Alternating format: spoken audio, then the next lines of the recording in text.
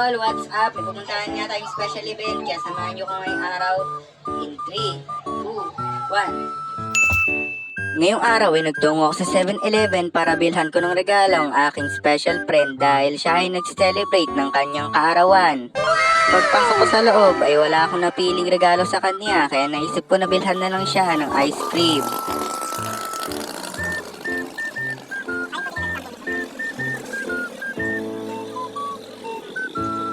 Mga tol, naisip ko na bumili na ng ice cream para sa special friend ko na nag-celebrate ng kanyang kaarawan. Ano? Tara. Heto ang ice cream na niregalo ko sa kanya.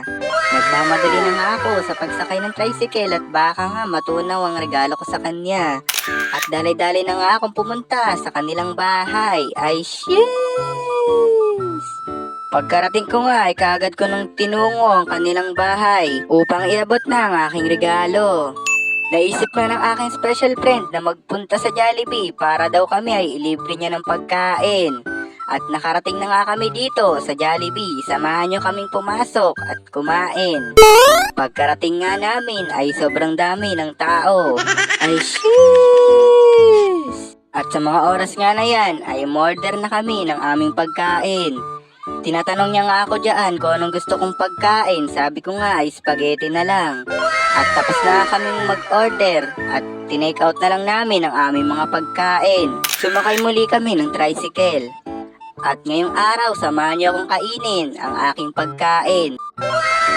Shoutout nga pala sa aking kaibigan na si Juan Miguel Torres dahil nilibre niya kami ng Jollibee. At kung napapanood mo itong video na ito, happy birthday na nga rin pala sa'yo dahil ngayong araw ay nagdiriwang ka ng iyong kaarawan.